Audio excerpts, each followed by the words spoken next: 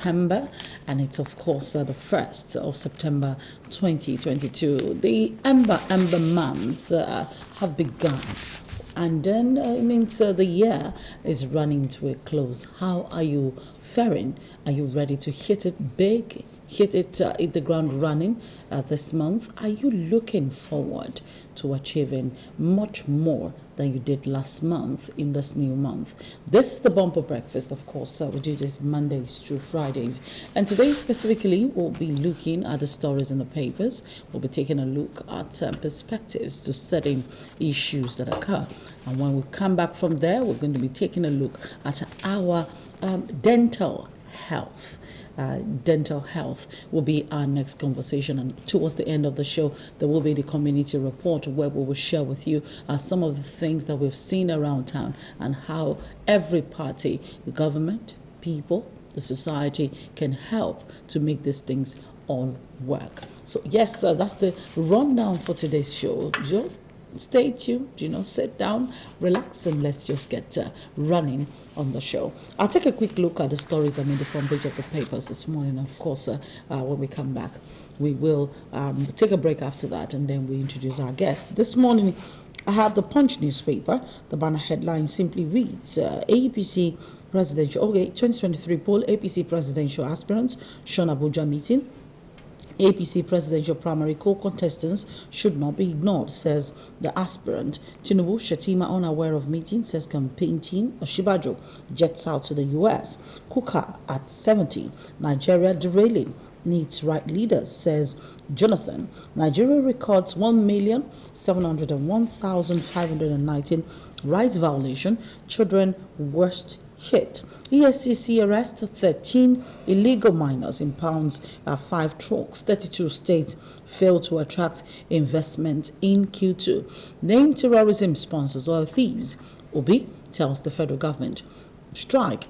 ASU welcomes governor's intervention, wants sincerity. $265 million. Emirates makes U-turn to resume flights. I won't allow anyone to destabilize. PDP, says IU. Banks' assets rise by 22%, now 65 trillion naira. The Guardian newspaper. Next, we have the banner headline. I won't step down. IU speaks as PDP crisis gets messier. Those calling for my resignation are children. Court adjourns Wike's suit against Atiku, PDP, to September 14. Obi didn't strike deal with Atiku, says Okukwe. Omokri at Denyoju slammed Tinubu over visit to Jonathan. Tinubu's visit shows no ideological difference on politics, says Farumbi. The vigilant Nigeria sliding into dictatorship, Jonathan warns. Oshibajo leads energy mission to the U.S., meets Kamala Harris and the World Bank Group. Report exposes how multinational tobacco companies aid illicit financial flows in Nigeria. Others, Gafaro, Lagos street burdened by erosion. APC chieftain raps Wike over recent political activities. Keridulu, others knock federal government over pipeline protection contract to individuals. You have the Nation newspaper coming up next. The banner headline, PDP crisis, IU hits Wike, Autumn, Makinde, Ikpeazu. They were nowhere when we formed PDP.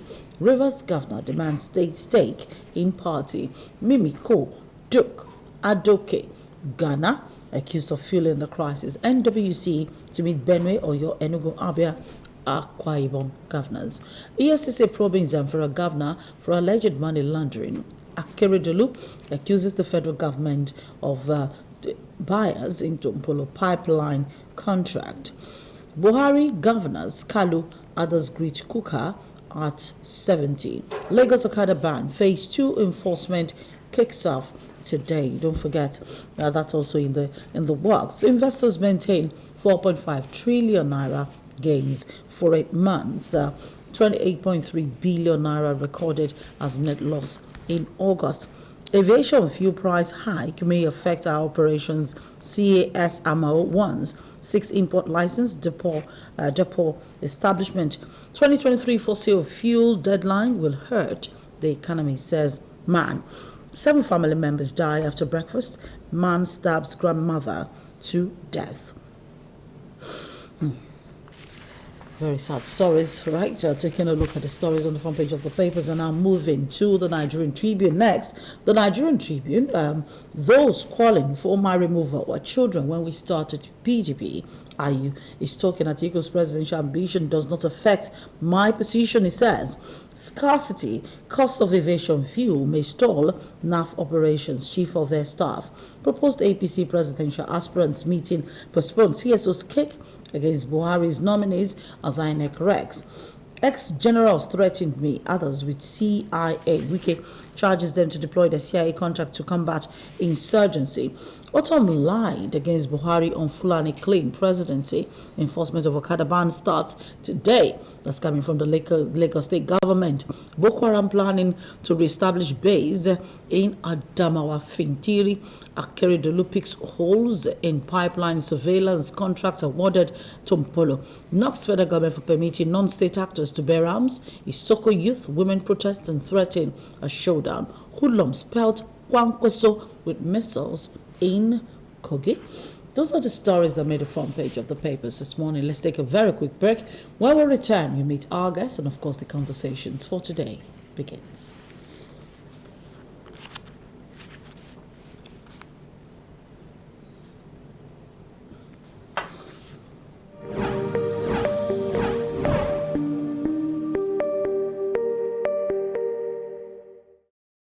We're back at Biggie's for Big Brother Naija Season 7.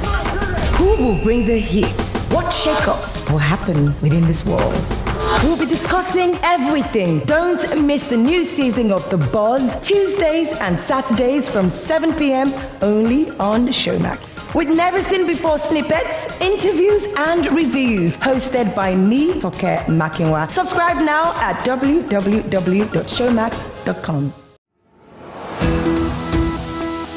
Do you have continuity or association plan for your business? Has anyone shared the concept of sustainability with you? What about the need to protect the rights of minority shareholders? What are those ingredients germane to having effective meetings? For these and many more, tune into Corporate Governance Platform every Thursday on MITV, your darling station, on DSTV 255 and UHF 43 at 4:30 p.m. Corporate Governance Platform is your best medium for informative and educative strategies for the practice of the corporate governance profession. Institute of Chartered Secretaries and Administrators of Nigeria, ICSAN, the hub of governance professionals.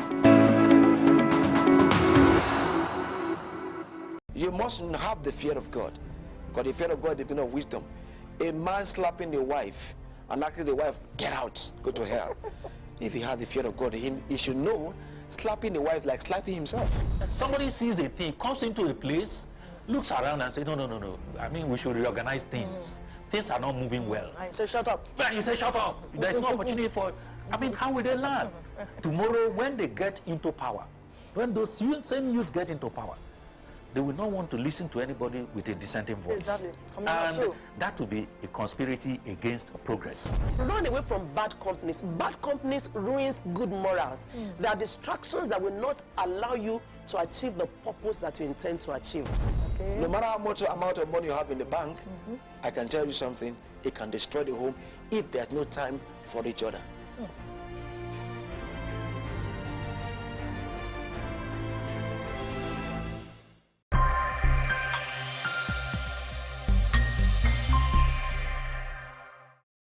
Hello, wonderful people out there, great lovers of television, beautiful Nigerians, aesthetic people. This is your lady Franca, a woman that finds strength in the people. When I look right, I take another look at left, I see my strength. Children, youth, they make me happy. Teenagers, whatever name you call them, they are my strength. Join me every Saturday morning, 11 to 11:30 a.m. on MITV. Over 23 years, I've been on television. And I tell you, I have been selling the business of values. Values is my craft.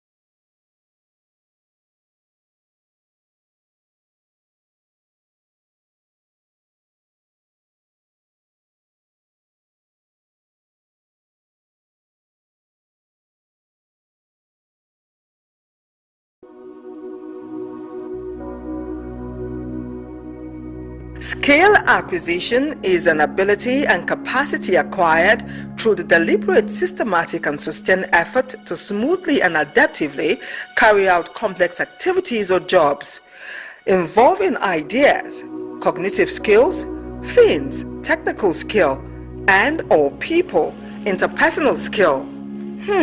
This indeed is a mouthful. When we learn a skill, whether it is sports, music, painting, or something completely different, it is important to know that you must subconsciously have a flair or an innate passion for all of it, first and foremost, for it to be meaningful. Because everything learned will always take you through a process of various stages per time. We go through various stages over time when we set out to acquire certain skills, no matter what skills. Now, the first stage in the process of acquiring a skill is the unconscious incompetence. This is the stage we don't know much about the skill and we do not know how much we do not know, but we are propelled by interest or passion. Number 2, the next stage is conscious incompetence. This stage exposes us to the fact passion is not enough, as we need to further work harder to perfect what we call talent, as we begin to learn new and better ways to do things we already know how. And finally, number 3, the third stage is the conscious competence. This is the stage where we find ourselves able to perform the skill increasingly well. We now have a better appreciation for what it will take to become an expert, and we are also aware of the need to work at the skill, as well as the fact that we are doing things differently from the way we used to do them.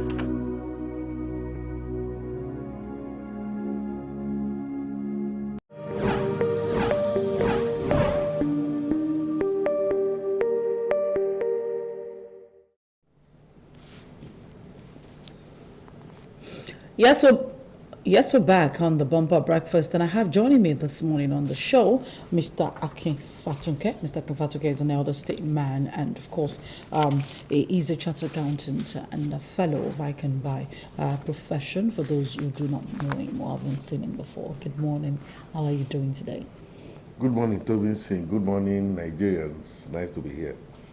We want to begin our conversation this morning from the conversation that ensued yesterday, and that's talking about insurgency. Many people are beginning to have comments about the death of insurgency that Nigeria is experiencing. As a matter of fact, in the last couple of months, so many stories have broken out. Now, it is being said, Amadu Fintiri saying that Adamawa is quickly likely to become the new base of the Boko Haram sect of insurgents, saying basically they've vacated Borno, they're about to settle down in Adamawa. He alleges that is one of the possibilities that Nigeria needs to pay attention to. And while we're in the middle of that, of course, the Nigerian army has been saying here and there, bombarding here, bombarding Kaduna, bombarding Katsina, all the enclaves of the terrorists who used to be known as bandits,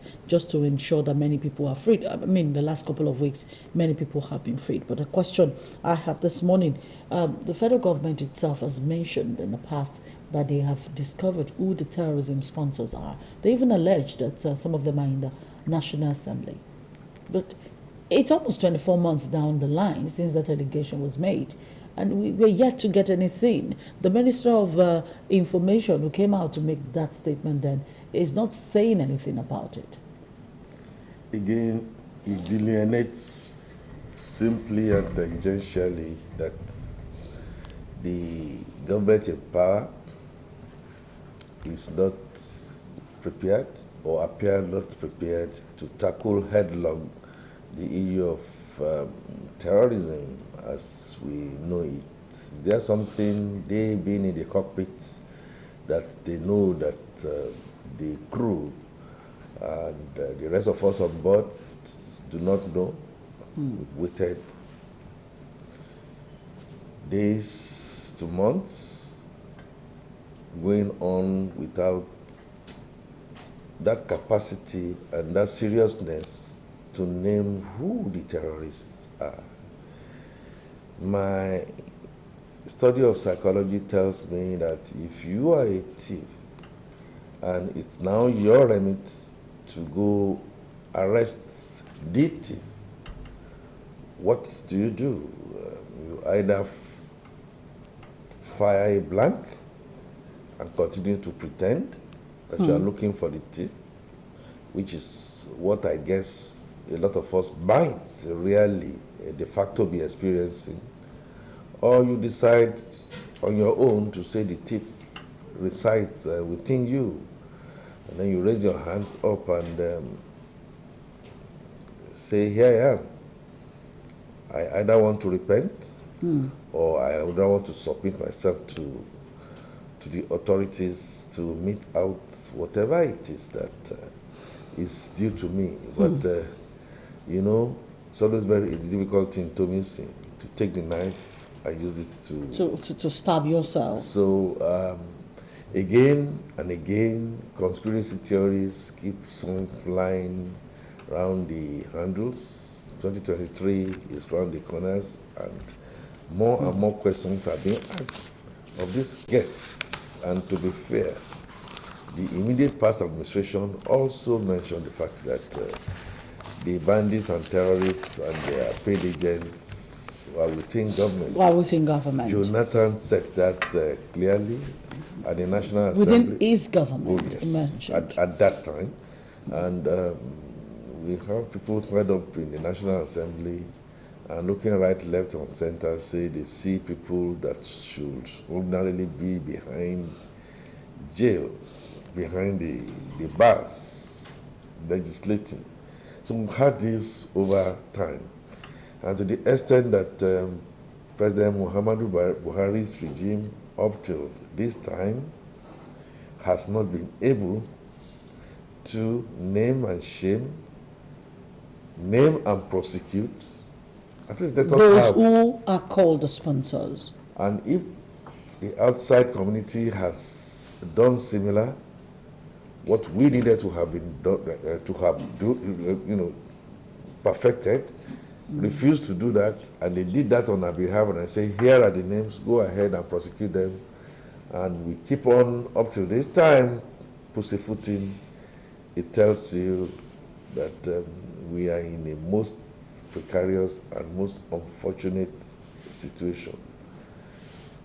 Just one day, or what you call 24 hours, can make a whole lot of difference if the political will to prosecute and do the right things are done.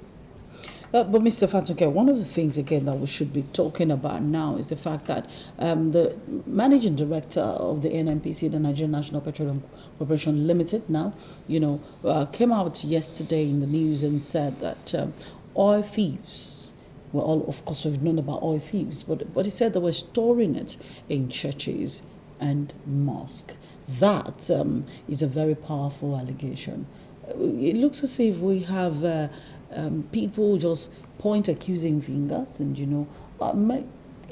share this preposterous stories, but then they do not back it up with proof. We want to finger such people. You told us there were terrorism sponsors in high places in government, yet you covered them, or you're possibly protecting them, and then you come back again and say the oil thieves are all over the place, and you say these people are sponsoring banditry, they're benefiting from it, they are the ones who are storing it in churches and mosques, yet you're not mentioning names. Isn't it meant to be that the investigation had been done, concluded, and all that, and EFCC is now saying we are fingering this person for this particular crime, or this person was caught in the act, or what exactly are we doing? It just tells you that we are going round and round in a circus show. Absolutely, there is nobody that will not agree to the fact that so many things are untoward in Nigeria. Yes, Mayor Kyari has merely voiced what many in the industry know, have always known, and the accusing fingers turns back to the authorities. In other words, the leakages that we have in the system, the oil tankers that are loading stolen crude out of our territorial waters only to be caught by lesser minions outside the shores of Nigeria tells you it is a conspiracy right there at the top.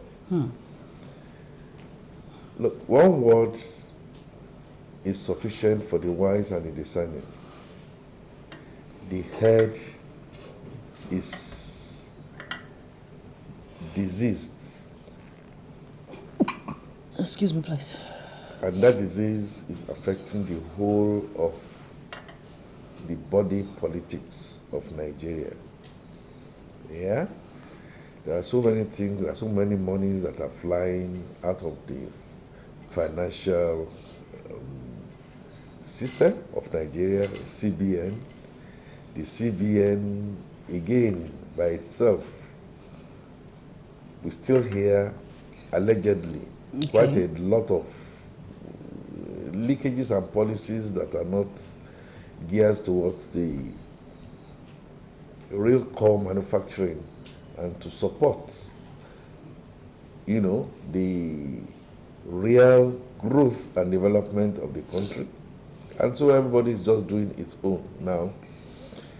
If Mayor Kyari has mentioned that fact, I doubt if there is any CEO of NNPC in the past 20 years who don't have an idea of who some of these people are. I can also tell you for free. After all, we had Wiki accusing some people. I can tell you for free that from the contaminated fuel that comes in almost now regularly, the short-changing, the smuggling, the illegal refineries that are going on are known to the authorities. Yeah. But they have decided to turn the other eye. So is it that the Nigerian Navy that have been doing the job of saying we're sweeping this, we're catching these people, we're nipping this in the bud, the NSCDC as well have been mentioning and, you know, sanctioning and catching people and shutting down illegal refineries? Are they not doing enough? Or is it a, look, and let's catch out of every 15, let's just catch 2 so they see that we're doing something? Look, I must clearly say, I'm not absolving them. I must clearly say that at this point, my sympathy lies with the Nigerian Armed Forces, the Navy, the soldiers, the Air Force, who, under their noses, they see a lot of some of these malfeasance happening. Naval officers are already coming out to say certain things that are in the public space are just not possible. Gone out to, you know, to stand up to the Petroleum Ministry. What exactly is going on here? Again, I make bold to say the problem is right there from the top. Nigeria is being stolen blind. Nigeria is not being appropriately governed. We know. Those outside the shores of Nigeria know. They know.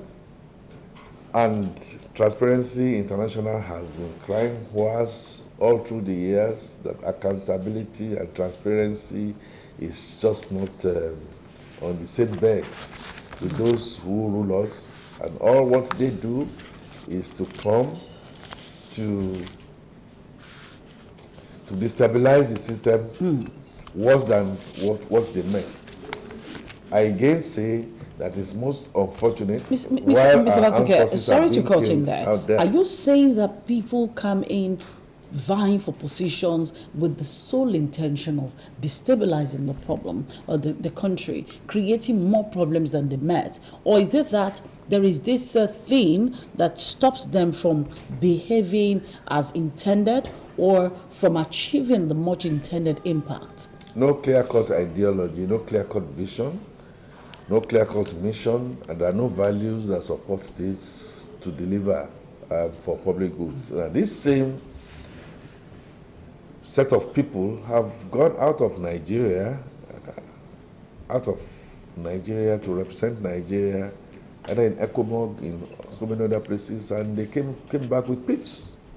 So how comes it when they come back to home country, it's difficult. They are not able to fly? It therefore means right from the top, right from the high chain command, the set of people that we have put in high chain of command are not performing, and it therefore means that the central command structure that we have and practicing in our constitution is not delivering.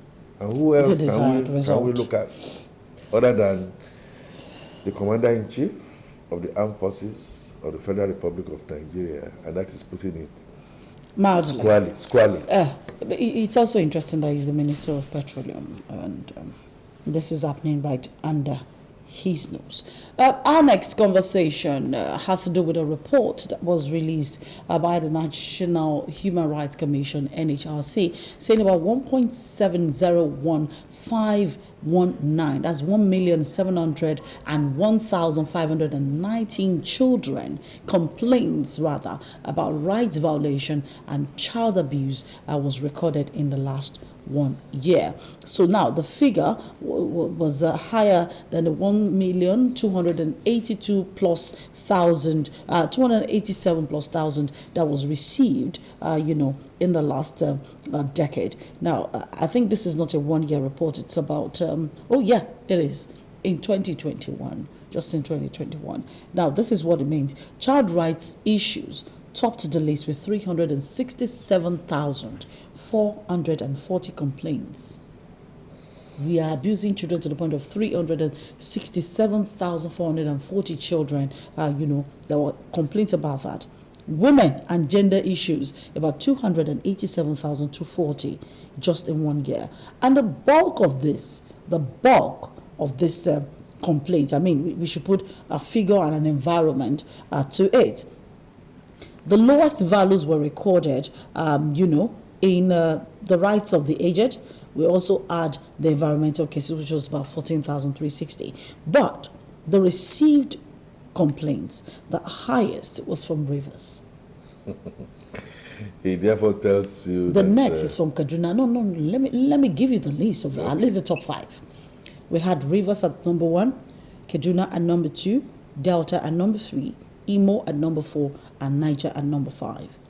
All of this had over 100,000 cases of abuse and rights violation of some sort. Beneath that you may not see in that report is some causal factors. 1, the downgrade in education. Yes. 2, out of school children that are roaming the wild.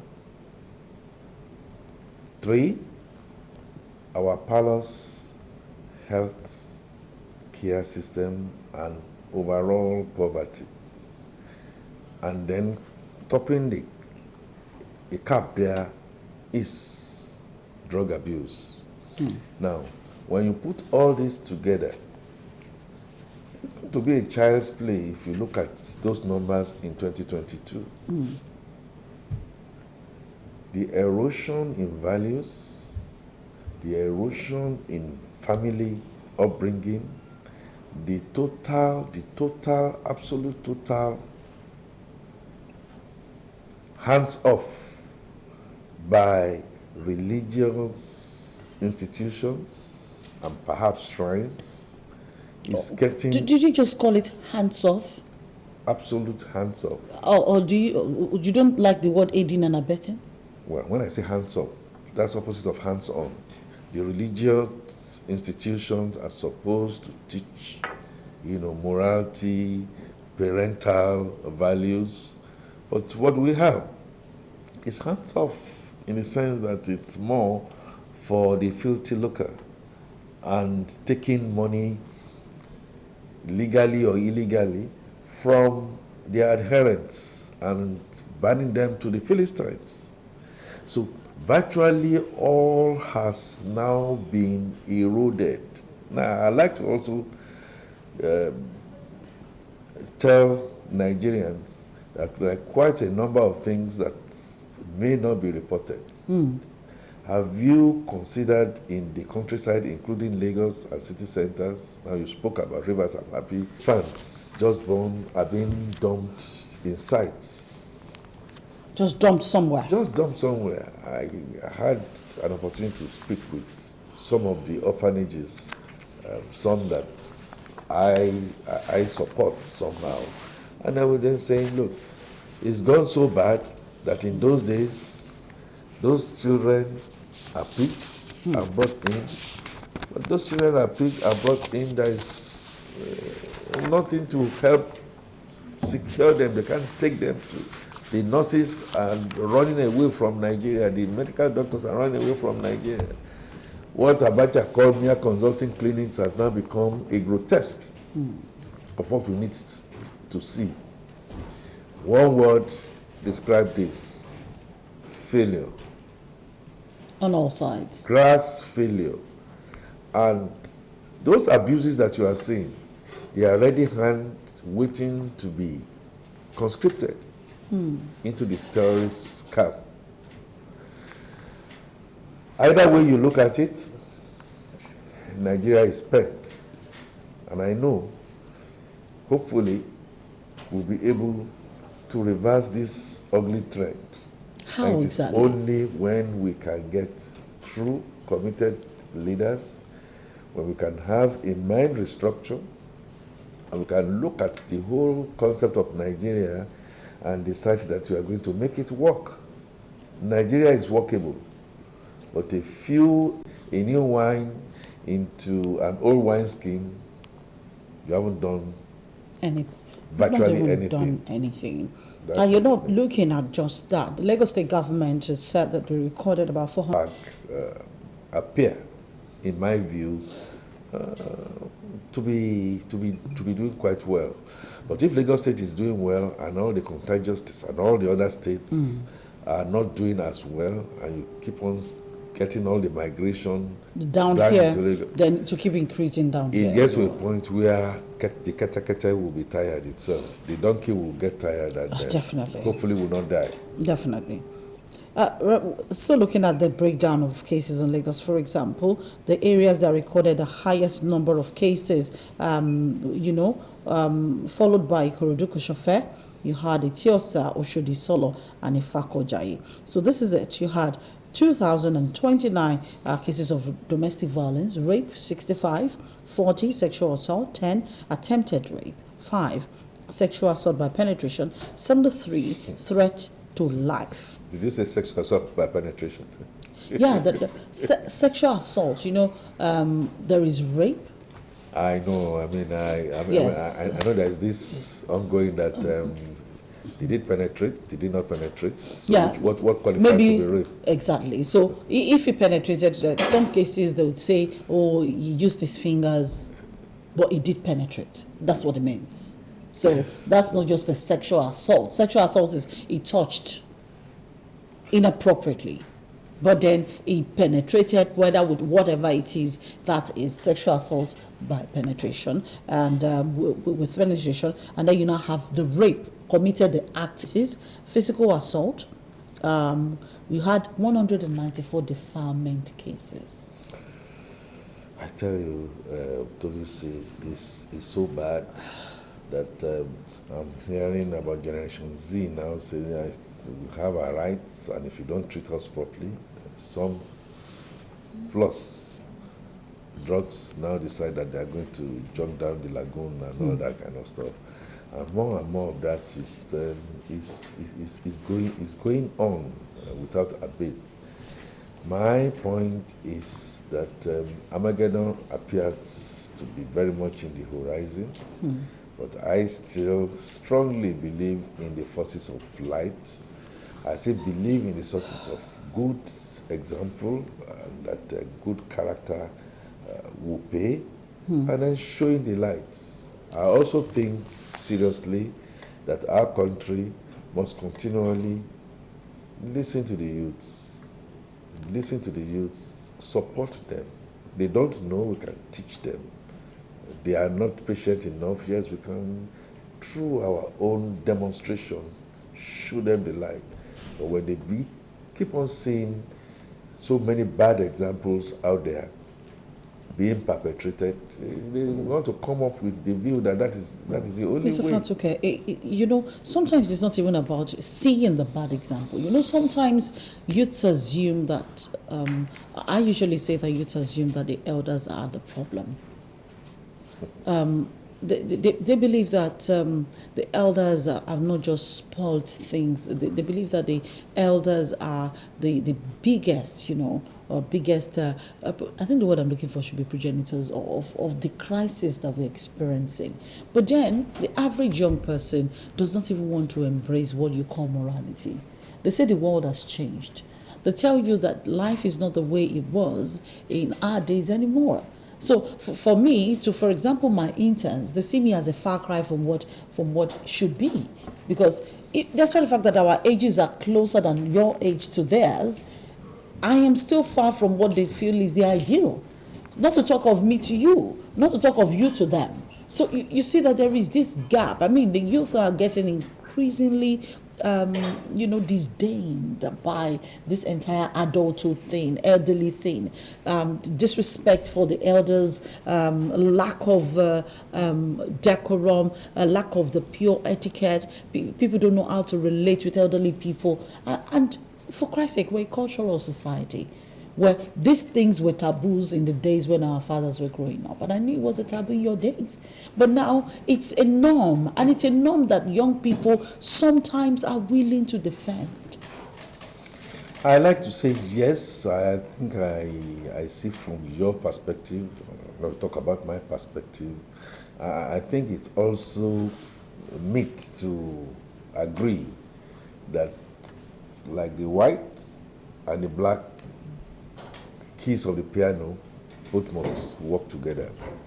Yes, I think ours might be the wasted generation, but the youth don't have any business looking at that, and looking at that and then allowing that to direct. I like to say to direct. A young man or a young woman knows what is innately good and what is innately bad. That we see some of these elders showing this bad example doesn't make you now say, yes, okay, I don't have enough education, I don't have enough support, I've not been sent to school. Fair. Then what exactly are you going to do? To make your lot better. By yourself. How are you going to pull yourself up by the bootstrings? Truth of the matter is, those who are deprived are like trying to get out of the thin neck of the bottle. Creatively, reinvent yourself. You have the talents, you have the technology that you can now use. I am not saying the older generation have not done their work. Okay, now, so they've done their worst. That is like split milk, that is gone. Should that continually derail you from not wanting to be able to see the light? Read. See what goes on elsewhere. Look at some of the talents that you have that your parents will never ever, don't even have the opportunity of having. Have that patience with them. Look, at the end of the day, love, L-O-V-E, and our capacity to be patient in making sure that in love we correct, in love we direct, and in love we put all the things that we need to do by example,